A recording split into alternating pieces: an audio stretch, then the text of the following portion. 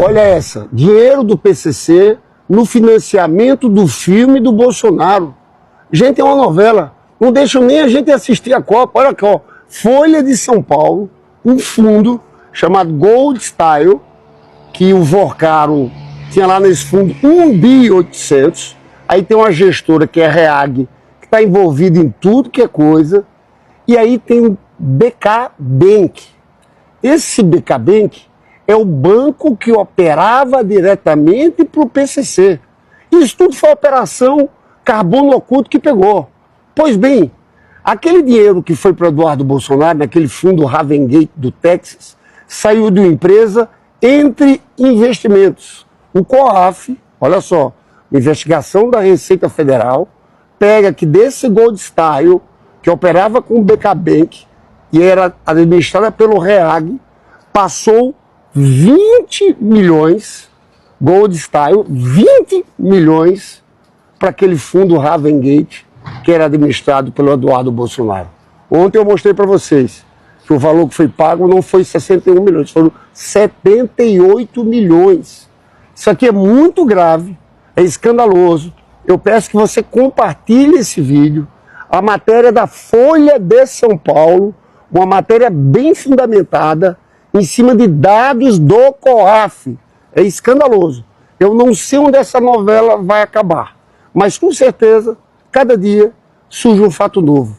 Amanhã teremos próximos capítulos dessa novela tenebrosa de corrupção, envolvendo lavagem de dinheiro e o crime organizado e o financiamento da extrema-direita no Brasil e internacionalmente.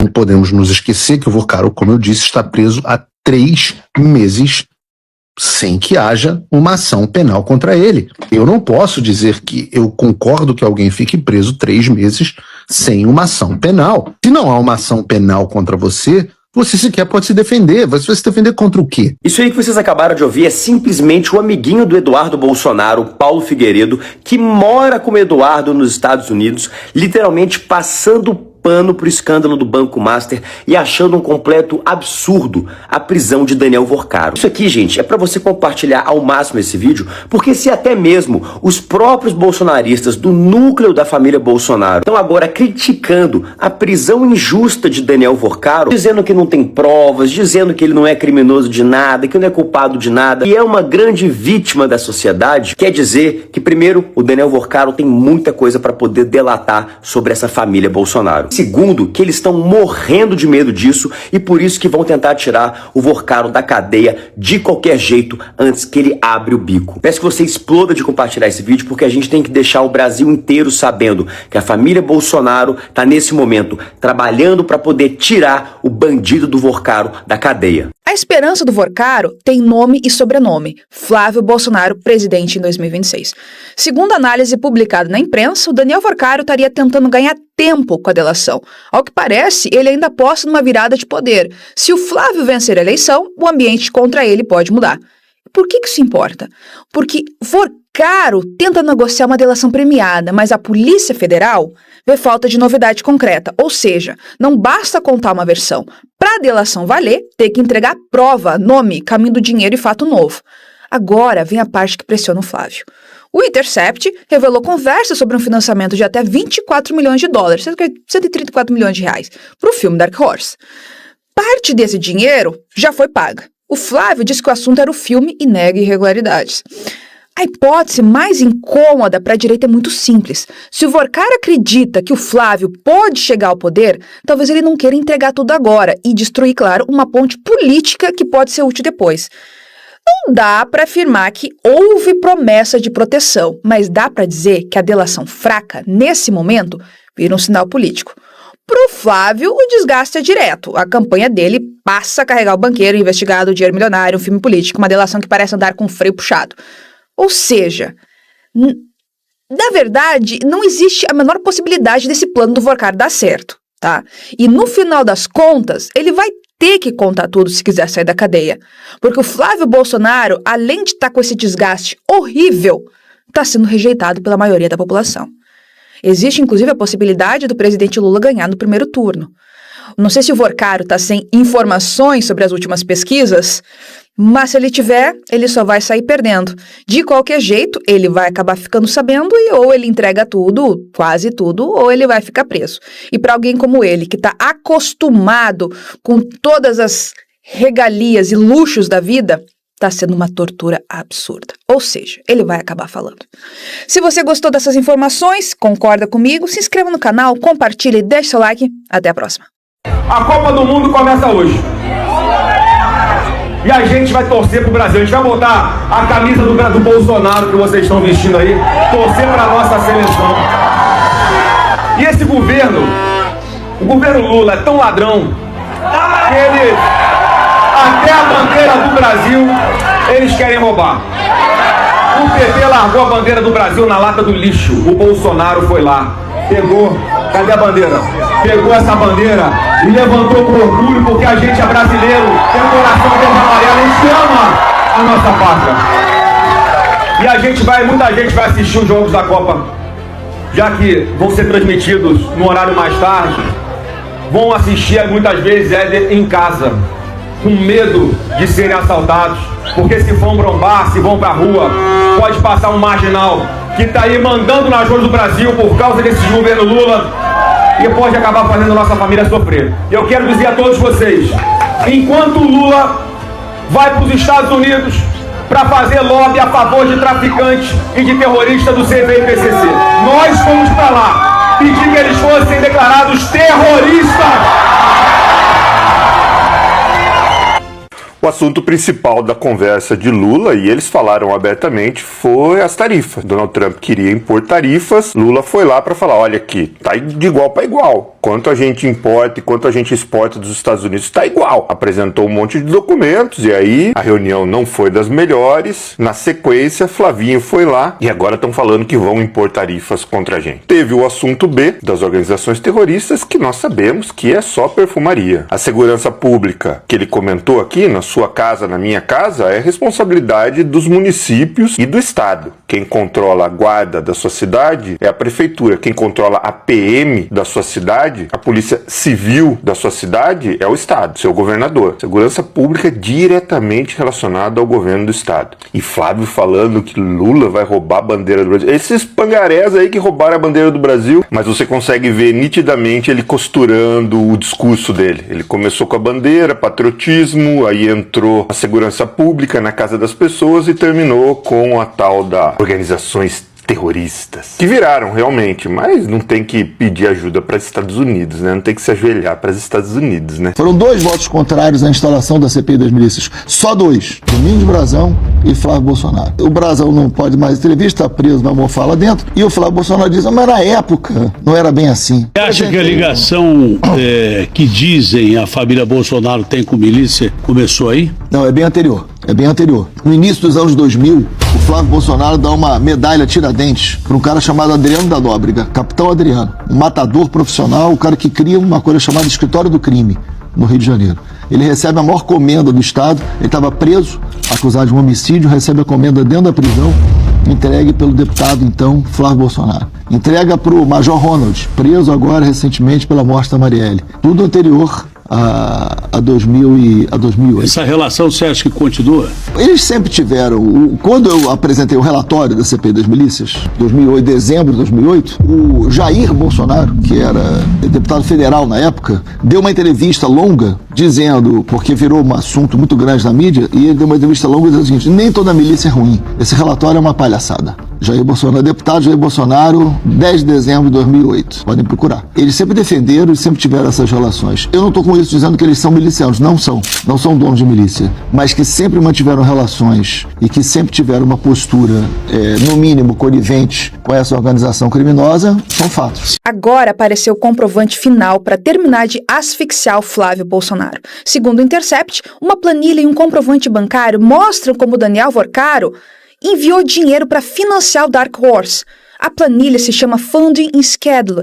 Ela registra uma operação de quase 24 milhões de dólares, 134 milhões de reais na cotação da época. Desse total, 10,6 milhões de dólares aparece como dinheiro recebido pelo fundo ligado à produção. A defesa política tentava empurrar a ideia de que não havia prova de dinheiro do Vorcaro no filme. Só que a reportagem mostra um comprovante SWIFT, que é o registro usado para envio internacional de dinheiro. Esse comprovante é de 13 de fevereiro do ano passado e mostra 2 milhões de dólares enviados pela Entre Investimentos para o Heaven Gate Development Fund, fundo controlado por Paulo Calixto, o advogado do Eduardo Bolsonaro.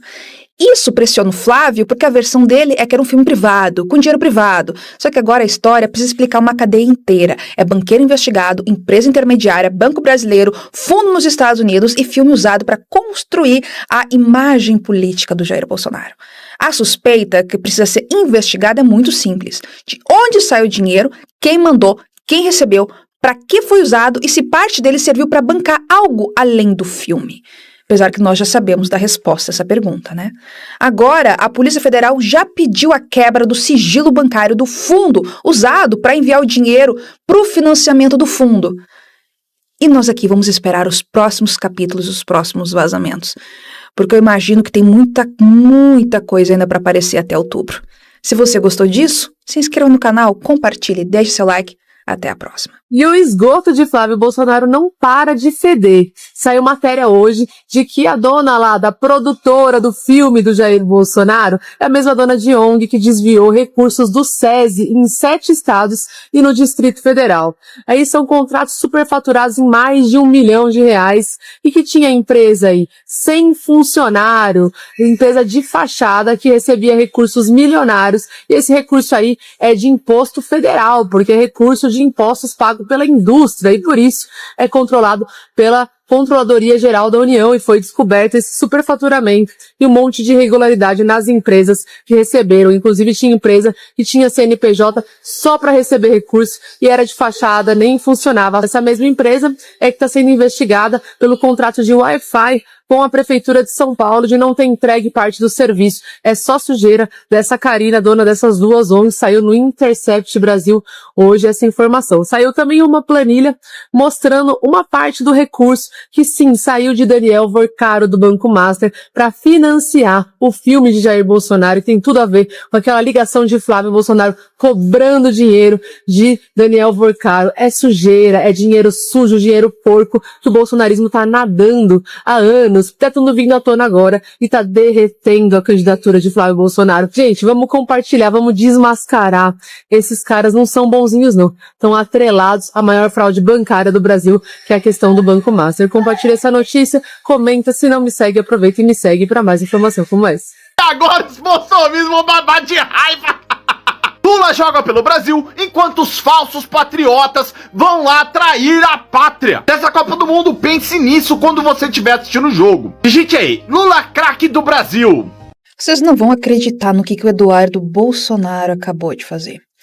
Ele tentou usar a desculpa de "eu não sabia de nada" no Twitter para dizer que ele não sabia sobre o processo. Só que o Eduardo está respondendo ao STF uma ação por coação no curso do processo, para quem não está sabendo. Em linguagem simples, a acusação diz que ele tentou pressionar o andamento do caso envolvendo o Jair Bolsonaro, usando articulações nos Estados Unidos contra autoridades brasileiras, blá, blá, blá, vocês já sabem. O julgamento foi marcado por Flávio Dino agora para o dia 16. Mas aí veio a tese política do Eduardo Bolsonaro. Ele disse: "eu nunca fui citado, tudo que eu sei é pela imprensa." Parece uma defesa forte, né? Só que tem um problema. Quando ele vai no Twitter dizer que ele sabe que existe o processo, sabe que existe o julgamento, sabe a data, sabe qual é a acusação e sabe quem marcou o julgamento, ele deixa de parecer alguém que não sabia de nada. Ele passa a parecer alguém que sabia, acompanhava, comentava e só agora quer transformar isso em perseguição. Agora ele vai posar de vítima, como se ele tivesse caído do céu um processo que ele nunca ouviu falar. E foi aí que ele se enrolou mais, porque o próprio discurso dele entrega a contradição. Não fui avisado, mas sei de tudo. Não sabia, mas estou comentando. Não participei, mas estou reagindo ao julgamento. No fim, o tweet que era para atacar o STF pode virar uma munição contra ele, porque na política a frase que fica é simples. Eduardo tentou provar que não sabia. e acabou provando que sabia até demais. E agora, se ele sonhava que ele poderia usar a cartada de "eu não sabia de nada, isso é perseguição da STF", caiu por terra. Realmente, a gente acha que é muita estupidez. Bom, se você gostou disso, se inscreva no canal, compartilhe, deixe seu like. Até a próxima. E saiu pela culatra a tentativa do Flávio Bolsonaro de censurar a pesquisa Atlas, que mostra ele caindo 5 pontos. O primeiro termo mais falado nas redes sociais ontem foi pesquisa Atlas censurada, e o segundo foi Flávio Bolsonaro ditador, e viralizou o gráfico da pesquisa, ó. Tentou censurar e agora todo mundo só fala nisso. Se ferrou! E aí, vai ter censura? Porque Lula abre 10 pontos para Flávio no primeiro turno e vence todos no segundo turno, de acordo com o Instituto de Pesquisa Quest. Fica ligado aí, porque a notícia é de hoje, 10 de junho de 2026. Olha aqui em cima, ó. Lula abre 10 pontos para Flávio Bolsonaro em primeiro turno e vence todos no segundo turno, diz Quest. Vai censurar também? Notícia de hoje, 10 de junho de 2026. Vamos à matéria. Olha, eu acredito que pelo andar da carruagem, porque estão saindo muitas bombas aí, né, com relação ao candidato Flávio Bolsonaro, eu acredito que o presidente Lula vai ganhar no primeiro turno. Pesquisa Genial Quest, divulgada nesta quarta-feira, mostra o presidente Lula na liderança do primeiro turno na disputa presidencial, com 39% das intenções de voto. O senador Flávio Bolsonaro aparece em segundo lugar com 29%. 10 pontos de diferença. O levantamento é o primeiro divulgado pela Quest desde a relação de diálogos em que Flávio Bolsonaro pede dinheiro ao banqueiro Daniel Vorcaro, preso por lavagem de dinheiro e fraudes financeiras, para financiar filme Dark Rosa, sobre o ex-presidente Jair Bolsonaro. A pesquisa Atlas Intel, que também mediu o impacto do escândalo sobre a campanha da extrema-direita, foi censurada pelo ministro Cássio Nunes Marques, presidente do Tribunal Superior Eleitoral, TSE. Bom, se o Flávio Bolsonaro teve coragem de pedir para suspender a pesquisa Atlas Intel, por que ele não pode ter coragem também de pedir ao ministro Cássio Nunes, que é presidente do TSE, e depois o vice é o ministro André Mendonça, para suspender também as urnas eletrônicas, se ele perder essas eleições? Fica a dica aí. Parabéns ao presidente Lula. Vai ser no primeiro turno. Tamo junto, galera. Não esquece de curtir, comentar e compartilhar. E se puder, aí me segue também. Tem farinha sobre a mesa, feijão quente no fogão, bucho cheio,